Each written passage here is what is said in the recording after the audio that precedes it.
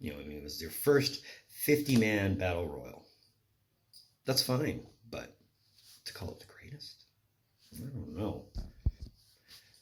As for the show itself, there were roadblocks, as expected. The first one being no women were allowed to compete on the card at all. And it's not because WWE didn't want it that way. It's because it's the law in Saudi Arabia that women are not allowed to perform in such spectacle like this. And that couldn't have come at a worse time.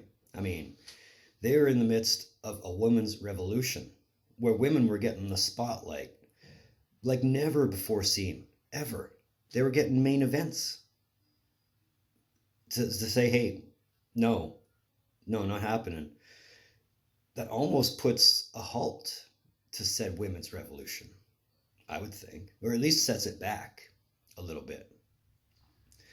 But on top of that, Sami Zayn was not allowed in the country because he's of Syrian descent. Not Syrian born. He wasn't born in Syria. He's Canadian. But because he has Syrian bloodlines and because of the tensions between Syria and Saudi Arabia, he wasn't permitted. Okay, fine. Now for the actual show, it wasn't bad. It wasn't the best. It definitely wasn't the greatest Royal Rumble. But it played out well as far as entertainment value was concerned. I mean, the crowd seemed to be into it.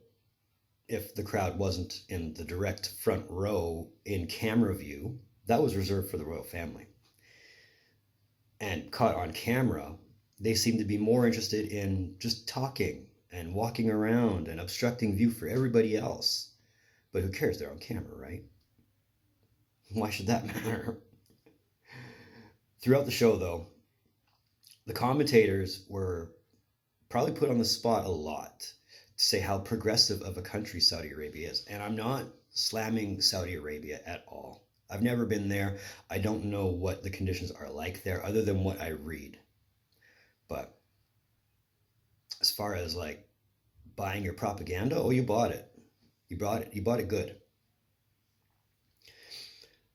Despite, again, what I hear and what I read of the oppression to human rights and the restriction to women and all that, arguments were made by a lot of people that this show should not go on. A lot of the PC fence people argued that this show shouldn't even be taking place. But it does get better. We now fast forward to November 2nd of 2018 for show number 2. Second show in 10 years, which was Crown Jewel. This one was talked about before it even began. I mean, like before, women weren't allowed to compete. Again, that's the law. But what seemed to be a sticking point with a lot of people was WWE had just held a pay-per-view called Evolution. Evolution was the all-women pay-per-view 5 days before this. A lot of people were saying, hey, this just kind of overshadowed what you meant to do as far as your women's revolution was concerned. And it probably did. If it wasn't for the fact that, it had Ronda Rousey as your main eventer, it might have been just buried in the dust completely. But again, I digress. Who am I to tell, WWE when to schedule their shows? But it didn't help the revolution more than it did hurt it. But that's not to say that women weren't allowed in general, because they did manage to bring Renee Young, Mrs. John Moxley, over for commentary, which I guess is acceptable. She's not competing, she's only commentating, so that's a good thing. Sami Zayn, again, was not allowed to enter the country, but he was injured at this point, so the point remains moot. Roman Reigns, who competed at the greatest Royal Rumble, didn't compete either, but his was more due to his remission with leukemia. So he had a legit reason to not go. Whereas guys like Daniel Bryan and John Cena, who also competed at the greatest Royal Rumble, refused to work the show, saying their displeasures on how The Saudi Arabian government is guilty of severe human rights abuses, their war of attrition in Yemen, and suppressing women's rights, but more importantly, is more of in protest for the murder of Jamal Khashoggi. Now, if you don't know who Jamal Khashoggi is, by all means, pause this video, go to YouTube, go to Wikipedia, Google his name, look it up. He was a very critical man of the Saudi Arabian government, and he was a journalist. And in the wake of his murder, the denial of it by the Saudi government, and then the eventual admittance of it, this got the US Senate involved with the WWE. And more so, not necessarily them saying, we're going to follow you with you to your show. It was more just them saying, hey, cancel not only the show, but reconsider your business arrangement with these guys. And I can see where the Senate's coming from. They go through with this. This is just bad PR. Plain and simple. I mean, it's a 10-year agreement. And this happens on before show number 2 even starts.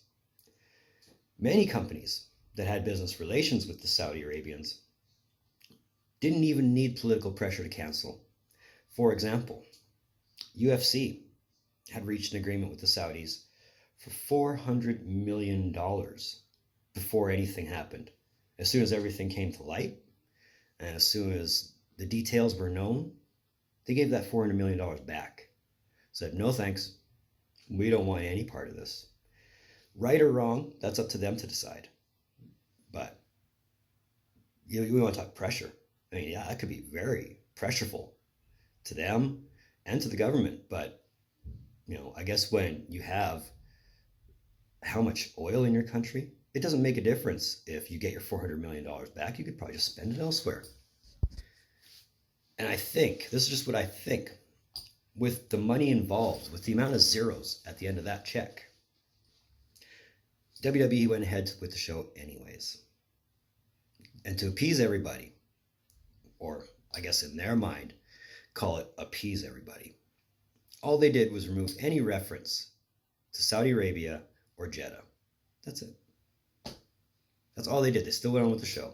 They still collected their money. They went back home.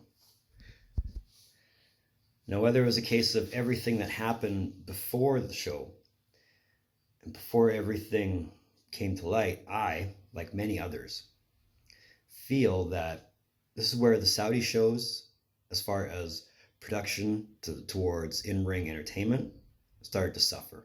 The quality got bad, really bad. And it wasn't so much the younger talent, it was their emphasis on pushing the part-time wrestlers, the guys who came out of retirement for this show, the guy that they had hosting it that they just removed from their blacklist for conduct unbecoming of a Hall of Famer. In my mind, and it might be others as well, the rest of the roster, past the part-timers and the retirees, they seem to be the afterthought, and they suffered for this, I think. Not suffered as in like, oh, we're beating your ass now or anything like that. They just suffered because of the lack of exposure. So now we'll fast forward to June 7th, 2019. Yeah, that was yesterday. And the Super Showdown, which is show number 3 out of 20. Yeah, there's still 17 more to go at this current rate. Again, no women, as is law, but to their credit, WWE actually managed to try and get a match on between Alexa Bliss and Natalya. They pleaded to the government like, hey, let's have a women's match. And as far as I know, it was taken into consideration probably for about a minute before it came back, no. We cannot bend the law just because you want us to. And this is where I think WWE is kind of getting bent over on this. But we'll get into that later. Again, Sami Zayn, not allowed to enter the country. Daniel Bryan and John Cena, again, didn't participate for reasons mentioned beforehand. Kevin Owens didn't compete in this one. I don't remember if he competed in the first or the second one. I think he might have been injured for both. Because he's Sami Zayn's BFF in real life. And he was just being supportive for his friend. Commendable. Commendable. Aleister Black, and this is the interesting one, was not authorized either by WWE or by the Saudi government to participate due to the fact that he is a professed Satanist and that he has tattoos that might offend Saudi Arabians, including a tattoo that depicts Lilith, who, if you don't know, is a figure in Jewish mythology. So I don't want religion to be the forefront of this, but if you're not Muslim, good luck. Where this show, I think, shot itself in the foot, and I'll say that right out front, shot itself in the foot, might have even shot itself in the heart, is it was hyped up to be better or greater than WrestleMania. Now, think about that for a minute. Your first show, the Greatest Royal Rumble, was saying it was better than every Rumble before it. This one is supposed to be better or greater than WrestleMania. WrestleMania is your flagship show. And you're saying a glorified house show is going to do better? Was that your idea or was that the Saudis' idea? Because that's just bad on all fronts. Why belittle your product just to please anybody? Especially when you know WrestleMania is the granddaddy of them all. Again, who am I to tell them how to do business? And much like Crown Jewel, this one focused more on part-time wrestlers. This one focused more on retired wrestlers. And much like Crown Jewel, the product suffered immensely. Immensely. And to say that it was because of your part-timers and retired wrestlers that suffered, you'd be wrong to leave the temperature out of this equation. Now, you got to think, Saudi Arabia, June temperatures. Outside the arena, temperatures were in the 90s in Fahrenheit. In the ring, temperatures reached hundreds Fahrenheit. Now, I can't imagine that's good working conditions for anybody. Anybody, especially wrestlers. You're going out there in Celsius, that's the equivalent of 40 degrees. I don't handle well in anything above 15 Celsius. You want to do that in 40 Celsius? You must be insane. Again, back to poor quality though. Your main event was a part-timer and a retiree, or a guy who, hadn't wrestled in about 2 years, 2.5 years. And it was about the equivalent of the main event of Crown Royal. Terrible. Absolutely terrible. From what I've heard and what I've read, this match was supposed to be a 20-minute match. It ended up going 7 because it stunk. I mean, the first few minutes of the match were good, and then it just went downhill from there. Like, I would not be surprised if our old buddy Dave Meltzer gave this one a dud or some negative stars because it was that bad. Now, I don't know what the future holds for the remaining 17 shows that are supposed to be on. I don't intend to watch them. And it's not a case of me protesting for political or religious reasons. As I said, I'm not political, I'm not religious. I believe in science. I just have no desire to watch bad wrestling at all, even though WWE says it's not wrestling. They call it sports entertainment. Look at what it is. You can't call a spade a spade. No matter how much you polish up the turd, it's still a turd. You're wrestling. Even if you want to call it sports entertainment. It's bad. And again, I've gone on record many times. A lot of people have gone on record to say that these are nothing more than glorified house shows, complete with pyro, which is usually not something done for shows not named WrestleMania. I mean, granted, yeah, you have the extra money to put on the pyro. And just because you can doesn't mean you should. But again, who am I to tell them what to do with their show? But again, it's not me protesting for political, religious reasons, anything like that. It's more just because I'm a guy who happens to love the sport of wrestling, who pays $12.99 Canadian for a network that belongs to a promotion that I haven't been fond of for years, only because I'm at heart still a wrestling fan. And even if they don't view their product as wrestling, it's what it is, plain and simple. This isn't me saying, boycott just cuz. Boycott for your own reasons. It's not that at all. This is just my own opinion and my own observation as to what shows like these are doing to your product. And I mean, they're at a point where they're worried about ratings and worried about the new kid on the block being All Elite Wrestling.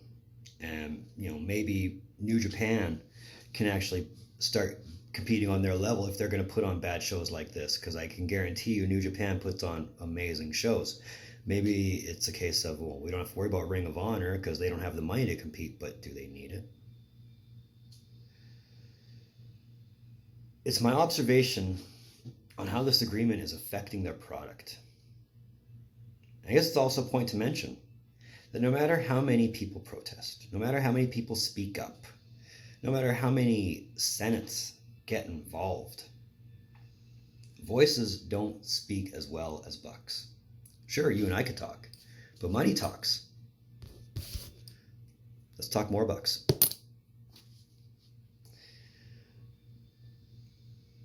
We're just not that powerful as a people, as a person, as anything like that. And as long as those $45 million a year checks keep rolling in, you, me, as fans, as consumers, even as critics, we're suffering for this for the next 9 years, foreseeably anyway, unless something drastic happens that compromises the health and safety of performers or even brass in the WWE while in Saudi Arabia. We're stuck with this. Whether or not you watch it is totally up to you. That's your right to do so, and I'm not going to judge you for it. I'm saying for me, though, I'm never watching another one of these shows again. I missed Crown Jewel. I wish I missed Super Showdown, because that is just 4 hours of my life that I am not getting back. There's a reason I didn't want to do a prediction video on it, and there's a reason I'm not doing a reaction video on it other than this one, because I would just be giving it too much attention, more than it deserves.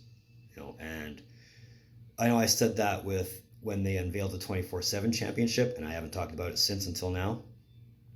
Why give it any more attention than it needs? Plain and simple. So that was episode 19 of Trev TV. I want to thank you for watching. And like I said, I'm not one that I like to go on rants a lot, but I felt like something like this had to be said. Whether it was by me or someone else. Maybe other people have put out videos on this. I don't know. I'm not a guy that likes to search the topic before I make anything on it, but if they have, great. I'll definitely watch yours if you're going to watch mine.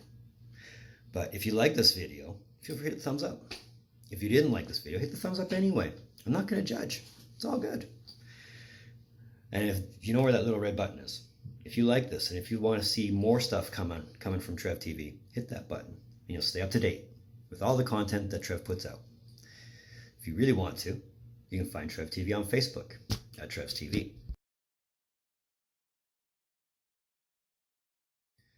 And if that ain't enough, you can find Trev TV on Instagram at rockstartrev TV.